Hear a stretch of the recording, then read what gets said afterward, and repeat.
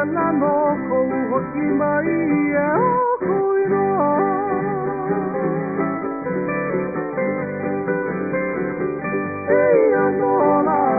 Ellie, is that right?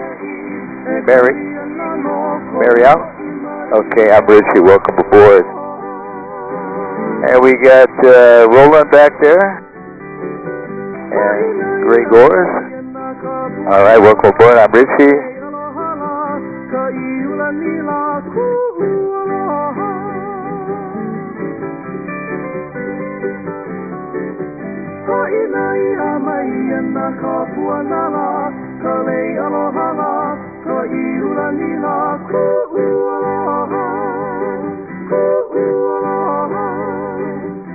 All right, is it Giancarlo?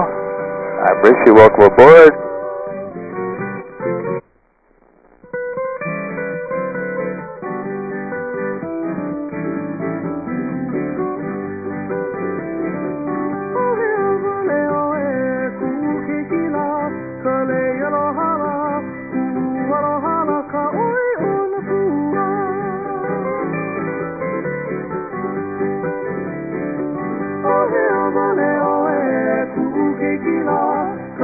Welcome aboard, Lena. One more to go.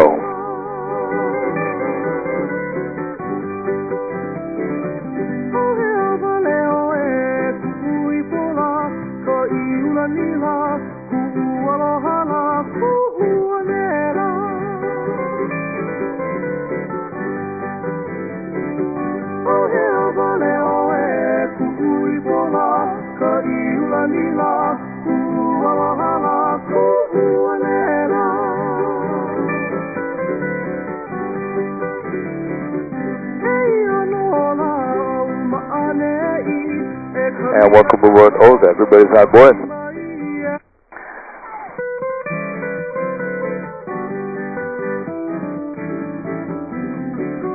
Alright, aloha kakiako lekeke ko uinoa pehea oe. That's Hawaiian for good morning. My name is Richie. If you can hear me okay, give me a thumbs up. Perfect. Have any of you been on a helicopter before?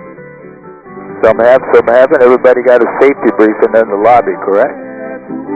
First couple minutes of the flight, I won't be talking to you. I'll be busy talking to the control tower. Once we get clear of the airport, I'll turn the intercom on and narrate the flight the whole time. You can see yourself on the monitor there. You're live on video. Everything you do will be held against you for use in the future. I'll be making a video of the flight. You'll be in it. We also have 3 outside cameras to catch all the action. All the music and narration will be on the video too. Make sure your safety belt is securely fastened. Should it come unfastened in flight, don't panic, just refasten it. So sit back, relax, enjoy the music. I'll be back on the air with them to clear the airport. And we'll be on the way just as soon as the control tower tells us that we can go.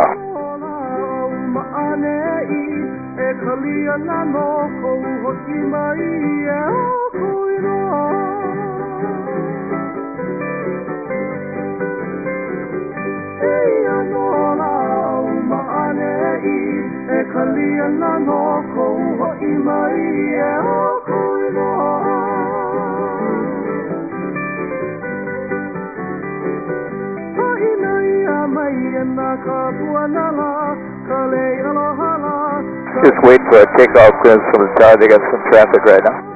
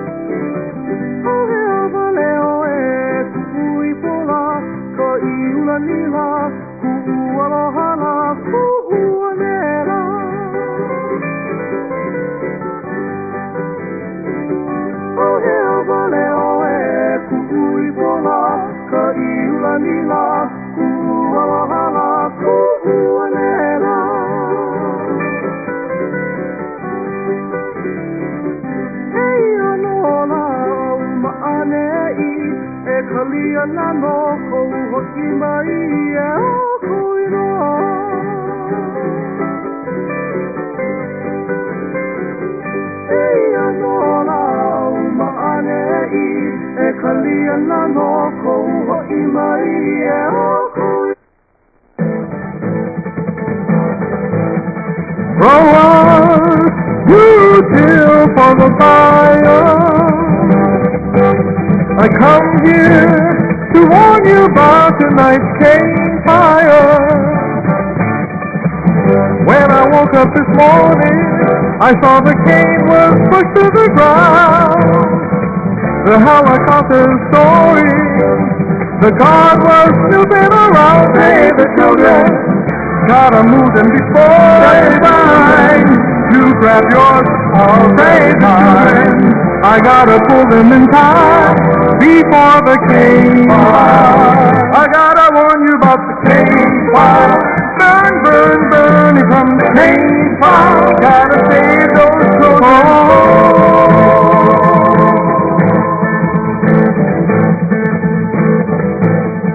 Prices every day getting higher. Won't let our money burn in the cane fire. Got 3 hungry babies and a rent to be paid. Right before the harvest, this is no time for a race. Save the children, gotta move them before they die. You grab yours, I'll take mine. I gotta pull them in time before the cane fire. I gotta warn you about the cane fire. Burn, burn, burning from the cane fire. Oh, kapamaya kama, hali hali may nalagya. Hey, alam now kalipo, ana oya kalipo no. Ahna oya kanipono, oh kapamaya kama, hali hali maya nalagya.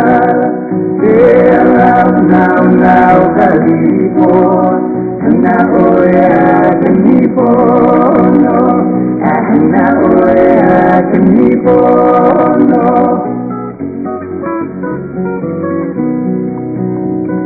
Maniva leya ena, kanalihimaya o kanana, kaya mahoay ay, kaihuwe ketay, ay kaihuwe ketay.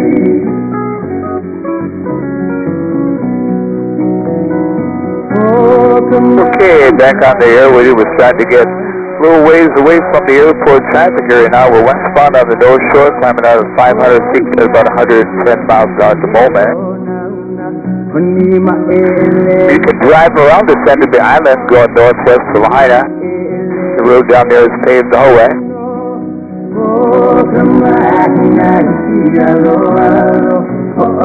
It takes a couple hours to get the line on this road. 2 reasons. One reason is the curves in the road, that slows you down. Also, there's a section of that road that's only as wide as 1 car. Someplace you have to back up to let the traffic go by. But it is paved the whole way. These are the tallest sequence on the island of Maui. Up ahead, they top out at about 600 feet. You're looking at the tallest sequence in the world, the North Shore of Molokai, where they plunge in 3,000 feet straight down. Ikapili aloha, e aloha noia, ikapua leia,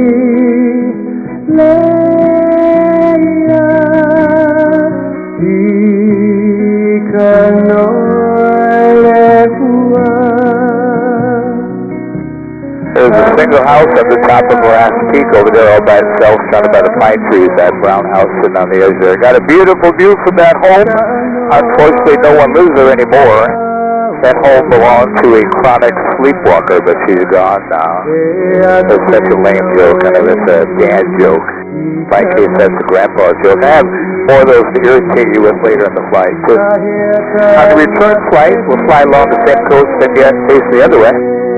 That way you'll get all the same views off the right side as we're getting off the left side at the moment.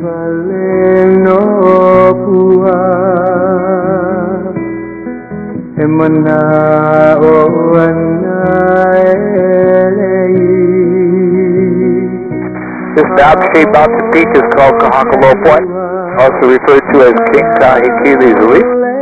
It's called that because King Kahekili would cliff dive off lower section of that pinnacle before going to battle as a sign of bravery to inspire his warriors. You can see the little buildings in the valley there now. That's the end of the island up there, the northwest tip of Maui, called Nakaleti Point. There's a blowhole located at Nakaleti Point. A blowhole, that's a hole in the lava rock formed when the lava flowed out of the ocean, left a hole or a puka in it. When the tide is high, the big swells come in, it'll force the water through the puka, and that blowhole can spout like 100 feet in the air. But it all depends on how high the tide is and how big the waves are. People park the cars along the road above the blowhole, then they'll hike down to it. They like to stand around there and stand around it and get sprayed by ocean water for free.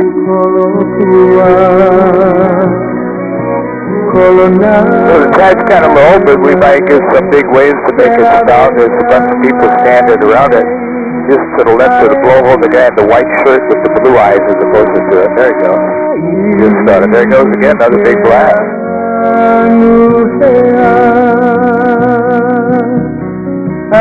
When we come back this way, we'll put it out the other side, but right now, we're going to begin our journey across the channel to the island of Molokai.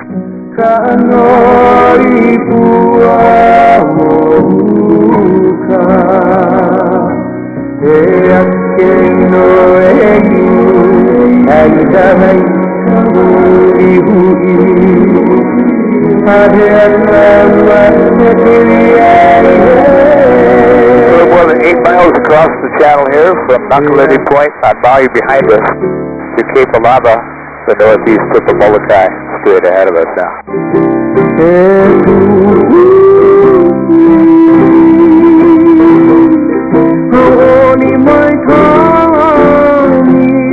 The group singing for us is called the Mai Eha. That's actually my grandsons that are singing and playing music for us.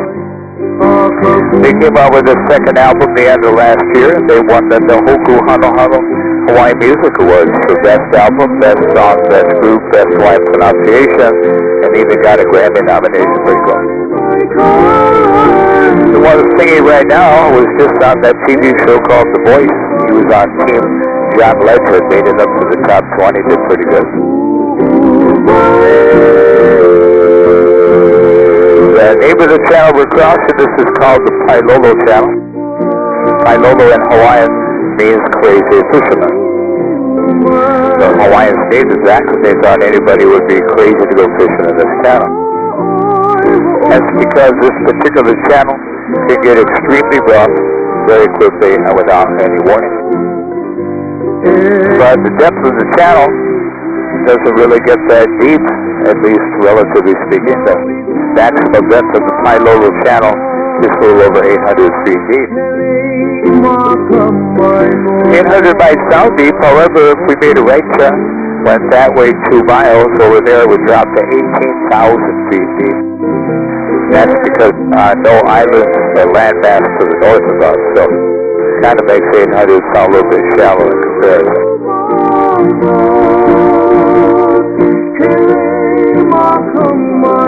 So the island of Molokai is the 5th largest Hawaiian island. It covers 260 square miles.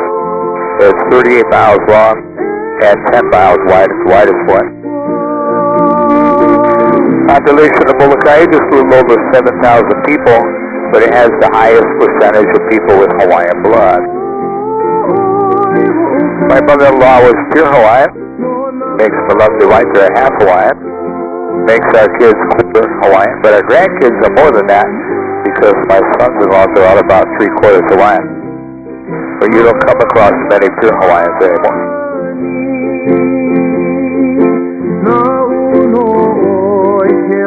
Right now we're directly at Turtle Rock.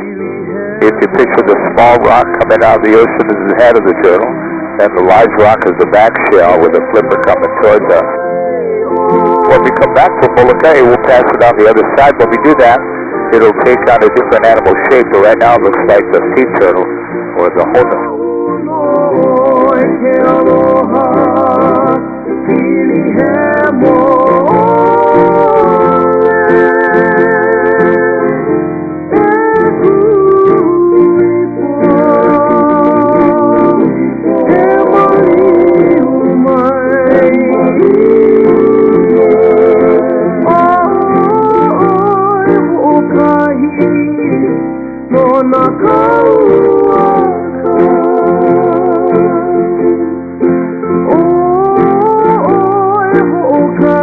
Beautiful green pasture up on top of Cape Alama belongs to Pu'u'ohoku Ranch, one of several cattle ranches located on Molokai.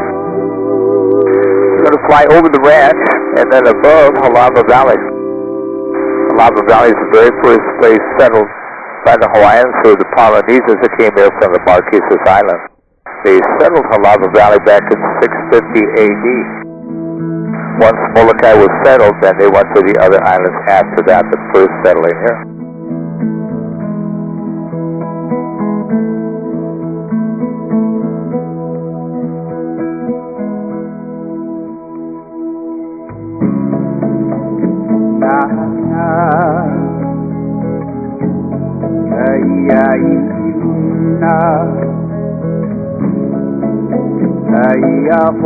So we are over Pu'u'ohoku Ranch now. Pu'u'ohoku in Hawaiian means Hill of Stars.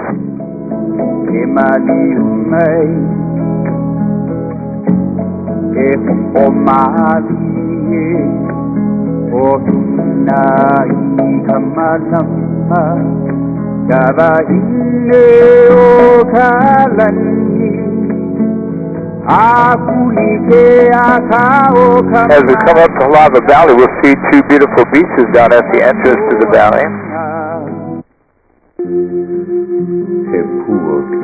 Also down to the right at the bottom of the valley, there is where the road ends. So you cannot drive past this valley. And once you reach here, you're at the tallest seacliff in the world.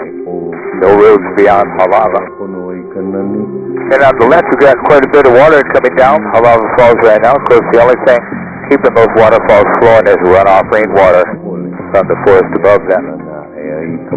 Sometimes we see people swimming down there in that bottom pond, because you can actually hike to that pond from the coast.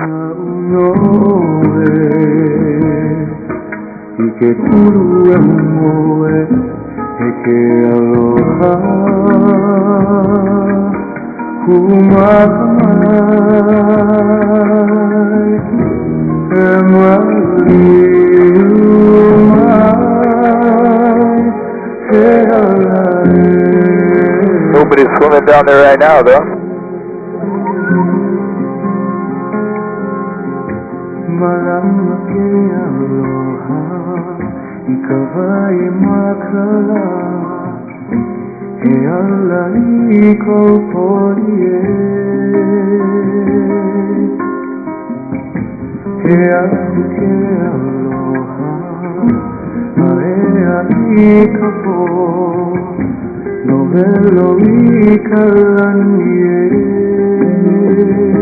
We head out here, we'll go straight out to the North Shore now and get a look at the tallest seacliffs in the world according to the Guinness Book of World Records.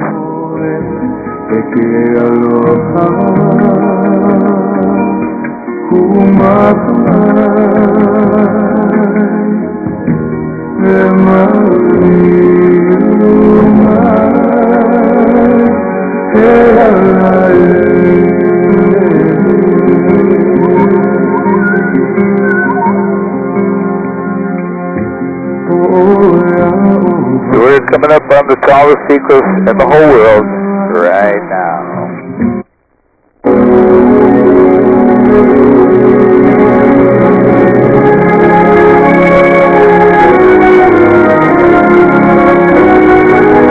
To the left, we're looking 38 miles to the end of Molokai.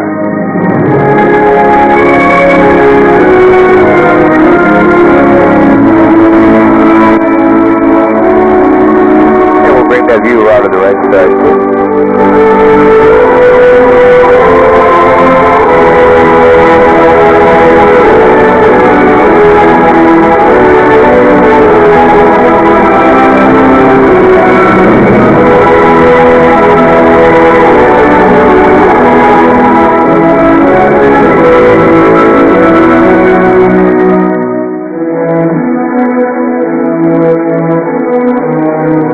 Everybody, what will go really good with the tallest sequence in the world? How about the tallest waterfall in Hawaii? Straight ahead of us, we're looking at it. That waterfall punches 1,749 feet to the mountain.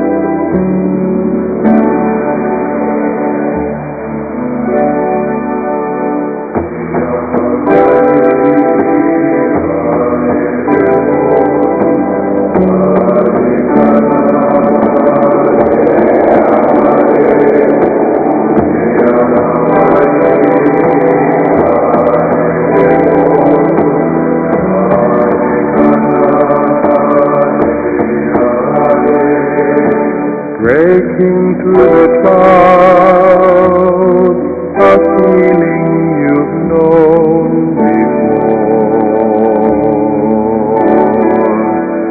Mountains in the sea, held captive in timeless lore. Island in your eyes, paradise. Calling you, calling me, calling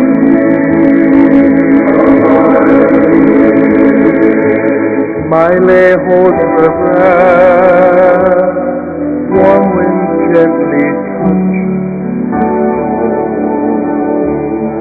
Yeah, we'll climb right up to the top of it. Sunshine from your heart, descending in magic. Island in your eyes, paradise, calling you, calling me, alright.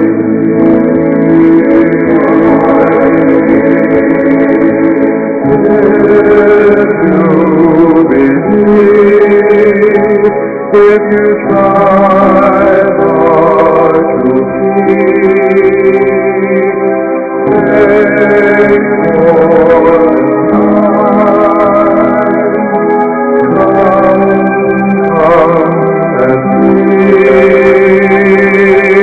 I'm in your eyes,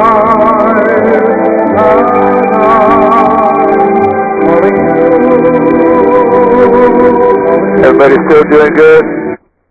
All right.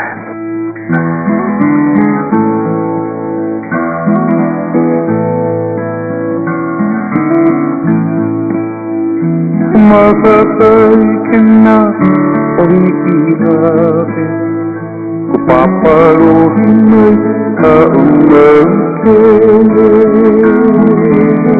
We're heading towards a valley called the Wailau Valley. So people from Molokai will launch a small boat from the Lava Valley behind us. They'll go along the coastline here until they reach Wailau Valley, the Black Sand Beach, and they'll drop people off there. People will go camping and fishing in the valley for days at a time.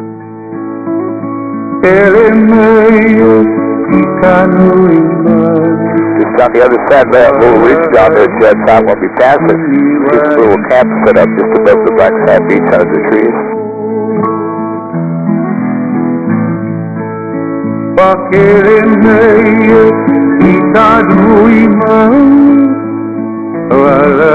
see the tarps and the tents, and the shack and the prayer a little further up. So the only way to get to those camps is by boat. And that goes for most of this coastline here. Only accessible by boat. So we're flying along the tallest seacoast in the world. This is one of the most remote coastlines on the whole planet. As remote as this coastline is, there's actually a family that lived out here in the tallest seacoast in the world. Lived out here for over 50 years. Mentioned earlier that my wife is half Hawaiian. My wife's Auntie Joyce Kanoa lived on the other side of that pointed ridge ahead of us. She raised 5 kids on the mountainside, homeschooled all of them. Kids all grew up and moved away, then Auntie Joyce passed away about 7 years ago. But her houses remain, and we'll see her place here in about another minute.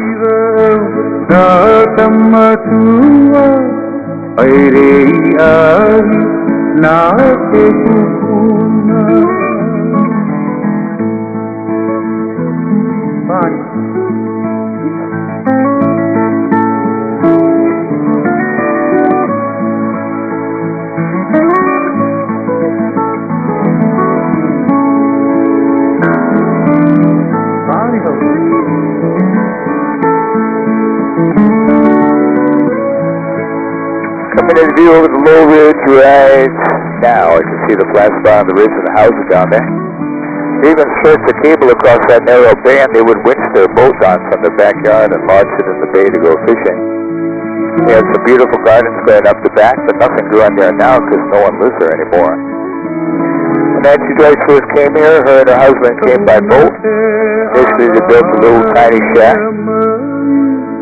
And just kept adding on to it. When I visit Auntie Joyce, I find a helicopter down there in the front yard because it's definitely too remote for me. So she has a son that lives on Molokai. He comes over here by boat occasionally. He's recently been here because you see the grass is all cut around the building so the place doesn't vanish.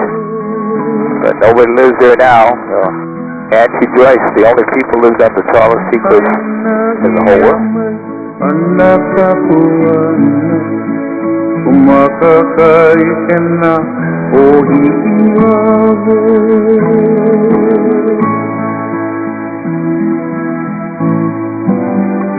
Aina iamai anaka huana Umakaikaikena ohiilave. You see all the late green trees scattered all over throughout the mountain. That's a state tree, the light green trees, Kukuina, also known as candlenut. It's called candlenut because the Hawaiians use the oil from the Kukuina to burn in their stone lamps for light. It's flammable. People polish a large black nut, like about that big, and make real pretty lays out of them too. Most people don't know it, but it also makes a very good laxative, so don't eat too many. It's a very multi-purpose nut, so probably too much information this morning.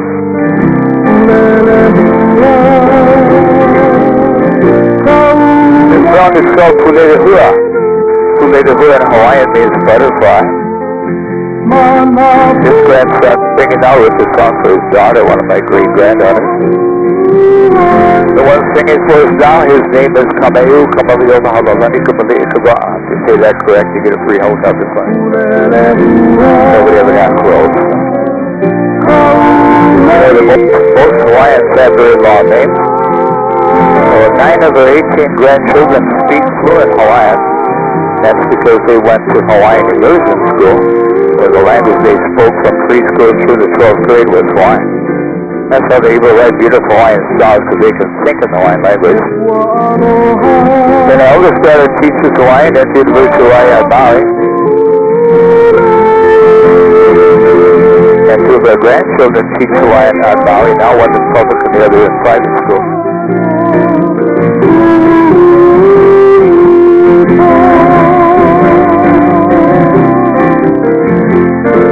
Fast by Mailau Valley again here at the Black Sap Beach, a little camp.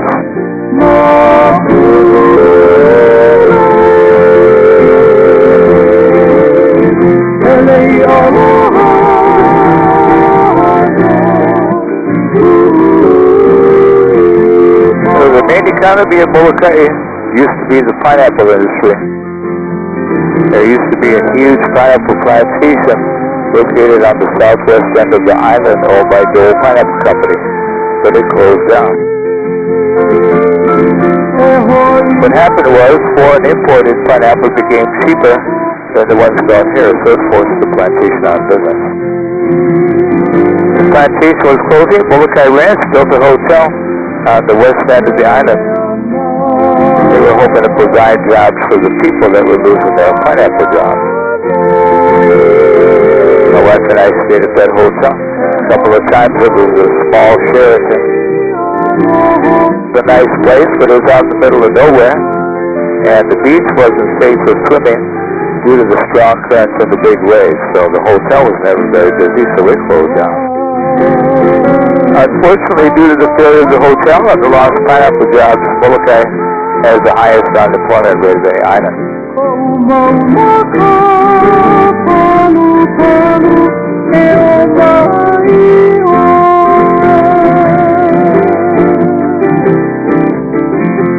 So yeah, unfortunately, due to the failure of the hotel and the lost pineapple jobs, Molokai has the highest unemployment rate of any island. Beautiful place to live, but a difficult place to earn a living due to the lack of job opportunities available here. I've got at least 2 dozen friends born and raised on Molokai that moved to Maui to find employment and also to be able to buy a home.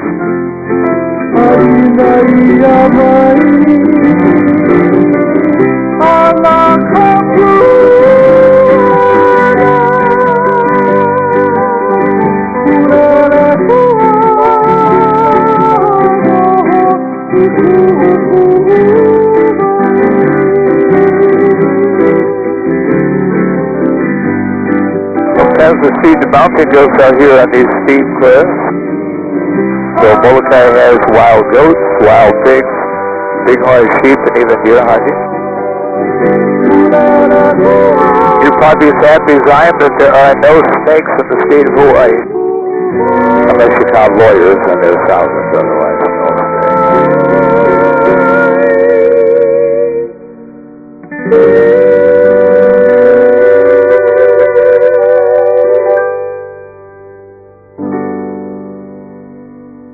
Let's say that you were hiking somewhere in Hawaii and you thought you got lost. Don't panic. Pretty hard to get lost hiking in Hawaii. You don't even use the compass here. You have to remember one simple thing. Just keep moving downhill and eventually you'll fall off the island somewhere. Pretty hard to get stuck walking in circles when you're on a steep slope.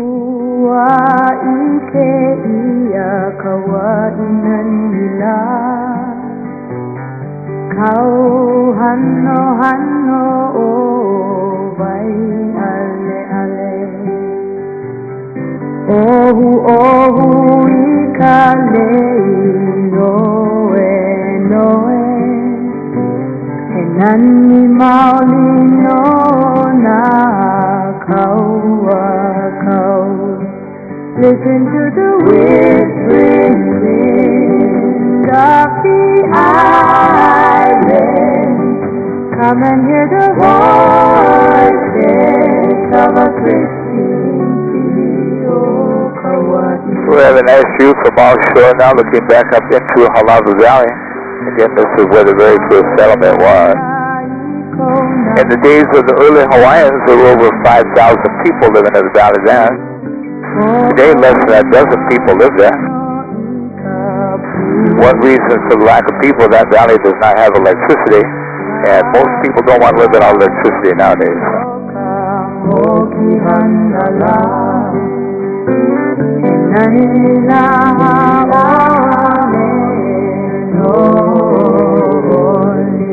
Listen to the whispering wind of the island.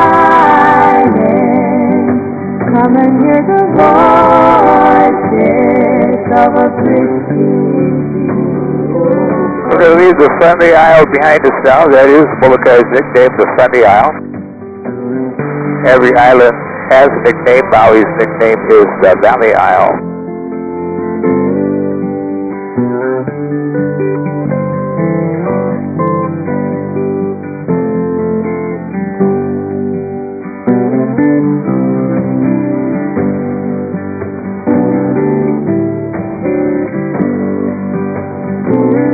pass by Turtle Rock again, this time on the north side of it. We'll just look at the large rock, because the small rock won't be part of the picture on this pass.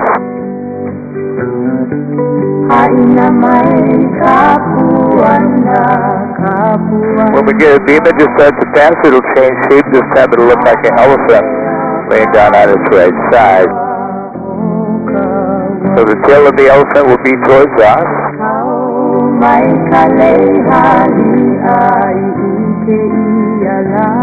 And the back of the elephant will be curving around to the front left where the head of the trunk is at. So it was a trailer, but now it's an elephant, even has a smile there, pretty cool.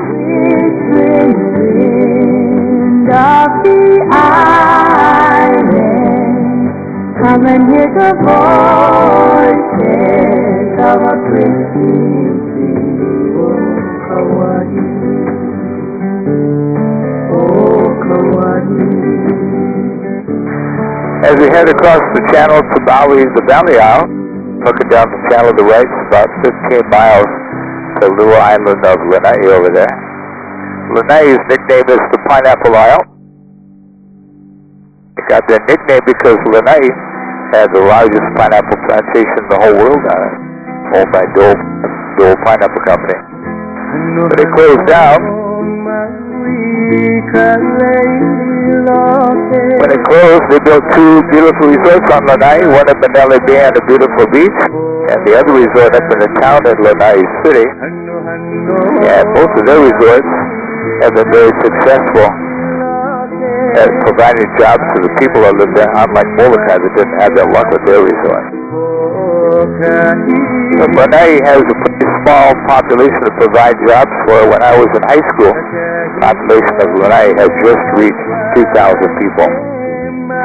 Now we're talking over 50 years ago. The population of Lanai today is just at 4,000. So they only gained 2,000 people in more than 50 years.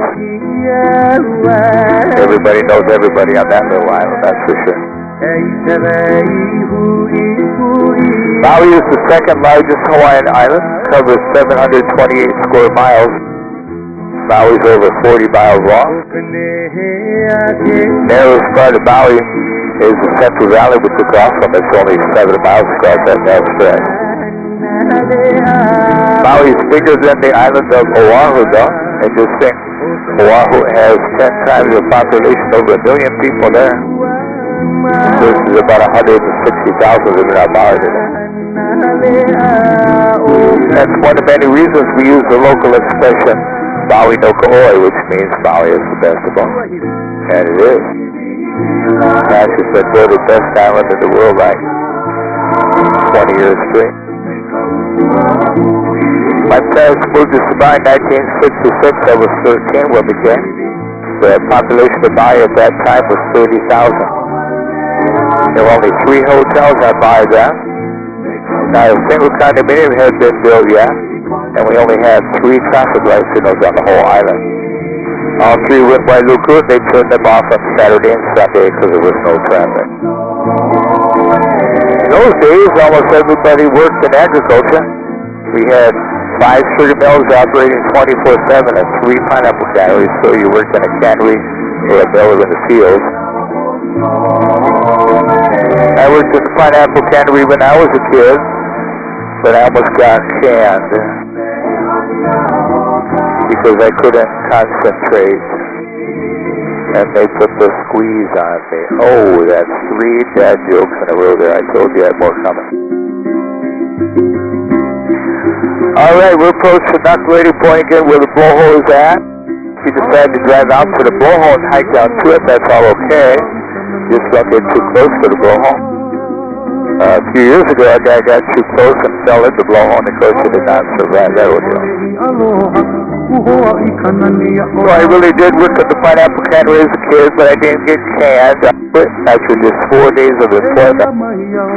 My job was to sit on the canning machine and grab roots from the box off the floor and put them on the machine like that. So I do that motion with my right arm for 8 hours a day like that. Plus the clock was on the wall right in front of my face, so it was like time seemed to be standing still watching the clock all day. As we approach Knocklady Point and the blowhole, you can see the cars parked along the road above the blowhole. So it's a very popular attraction even when it's not spouting. Only time it doesn't spout is when the tide's low or the waves are small, a combination of those two things.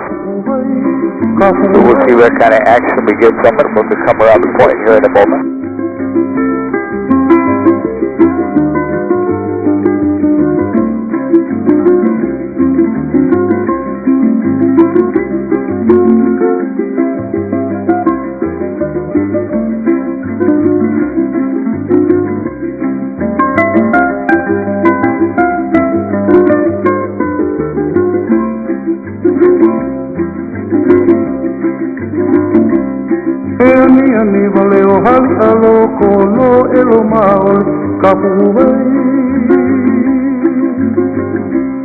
Navaino oe e pakere aku I ka vai o ka pa I ni puakea. Let's directly off the right is the blowhole. We'll see if we get a big enough wave to compensate for the low tide. I ka nania o nā pua. Aina ia mai ana ka puana Uhoa I ka nania o nā pua. There goes a little spout. Another little spout there. And again.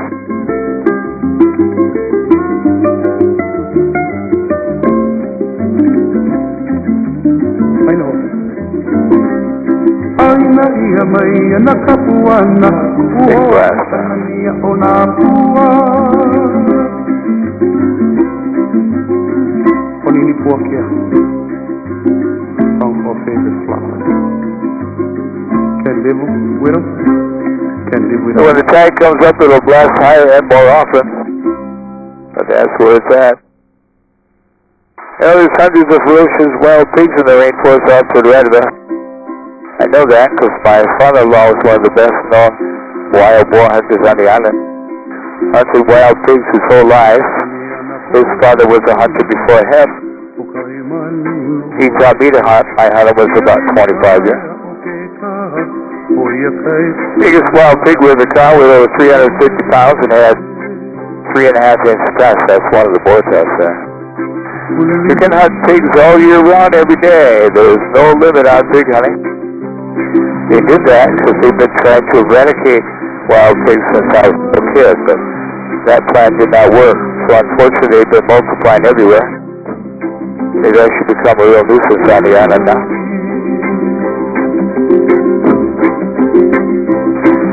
Ahead you can see from the rocks right out of the ocean, there's some beautiful tide pools in these rocks. People refer to these as the olivine pools because they're kind of olivine green in color when the sunlight hits them just right.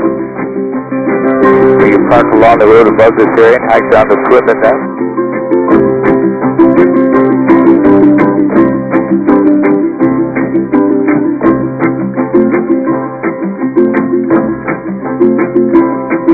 When everybody goes swimming in, there's one more beam. Now, this sound.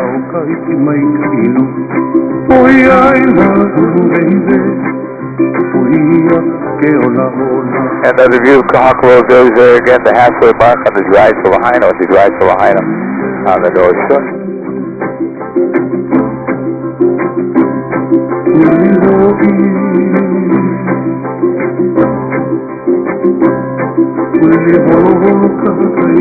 Alright, make the shot aside for the camera, everybody. Aloha.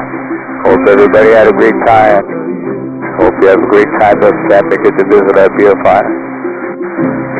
I guess I'm stuck here the rest of my life. Another tough day at the office, but somebody got to do this stuff. I want to thank each of you for choosing to fly with us today. It was my pleasure to be your pilot and show you some of the beauty of Maui and Molokai. I'm going to call the control tower now. I'll be talking to those guys from now till touchdown. We'll be touching down in about 4 minutes, and I'll be able to talk again when we get on the ground.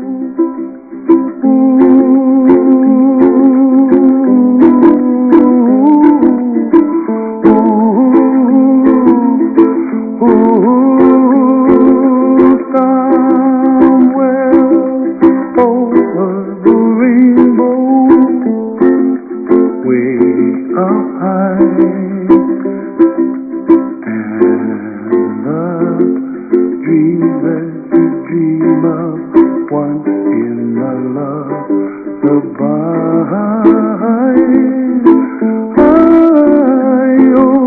Somewhere over the rainbow, bluebirds fly, and the dreams that you dream of, dreams really do come true. Someday you wish upon a star, wake up where the clouds are far behind. Feel where trouble melts like lemon drops, high above the chimney top. That's where you'll find me, oh, somewhere over the rainbow, bluebirds fly, and the dreams that you dare to, oh why can't I? Well, I see trees of green and red roses too. I watch them bloom for me and you, and I think to myself, what a wonderful world. The skies are blue and I see clouds of white and the brightness of day. I like the dark and I think to myself. From an Andrews, remain seated in the helicopter until the ground crew gives you instruction to exit. When they have you exit, they'll have you stand on the blue line for your safety.